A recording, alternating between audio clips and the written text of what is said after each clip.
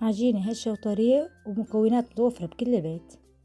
أول شي بنجهز كاسين حليب ونحط لهم معلقتين سكر، والحليب لازم يكون دافي. بعدها بنزيد عليهم ظرف خميرة، وأنا حطيت كمان معلقة محلاب بتعطيها كتير طعمة طيبة. بنخلط المكونات كتير منيح لحتى تتسبك مع بعض. بعدين بنغطيها لتتفاعل الخميرة مع الحليب وتصير معانا النتيجة والقوام مثل ما بدنا اياه. هيك شوفوا كيف الرغوة تبعت الخميرة تضاعفت. هلا بنزيدها فوق 6 كاسات طحين. نحط 6 كاسات طحين ونزيد فوق الخميرة. شايفين كيف متفاعلة الخميرة؟ بتاخد العقل. نحط لها نقطة زيت، ما بنكتر، وبنحطها على العجانة. انتو فيكن تعجنوها بايدكن، هاي الشغلة اختيارية. بتحبوا تعجنوها على العجانة او بتحبوا على ايدكم. من نعجنها لحتى تطلع بهذا القوام. بعدها بنبلش بتشكيل العجينة وتقطيعها على كرات عشان نحطهم بقلب الصينية. كرات لازم تكون متجانسة. شايفين كيف الطريقة؟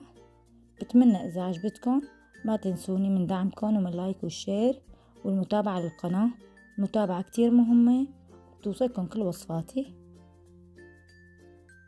هيك حضرنا الصينية ودهنا سفلة بالزيت. هلأ بنجيب الحشوات. أنا حطيت جبنة عادية عربية ومرتديلا بزيتون. كل إنسان حر بالحشوة اللي ممكن يختارها. أنا تفضلت هاي الحشوتين لأنه بنحبها كتير. حطيت درب بدرب. انتو فيكن تحطوا تمر، فيكن تحطوا جوز، فيكن تختاروا الحشوة اللي انتو بتحبوها. بتمنى انه هالطريقة تنال اعجابكم. وهيك بعد ما نخلص كل الكرات شوفوا بسم الله ما شاء الله كيف طلعت معانا. هلأ بنجيب بيضة وبنحط عليها نقطة صغيرة من الخل مشان الزنخة، وبندهن كل الكرات فيها مشان يطلع الوجه معانا مقمر ونافخ ومثل ما بنحبه. شوفوا بسم الله. مثل ما لبين بس ما كفيت الحشوة كانت كتير متخمرة وما احتاجت لتخمير بعد ما جهزتها. شايفين كيف؟ بسم الله ما شاء الله. هلأ بحط عليها حبة البركة. طبعا هي كمان اختيارية.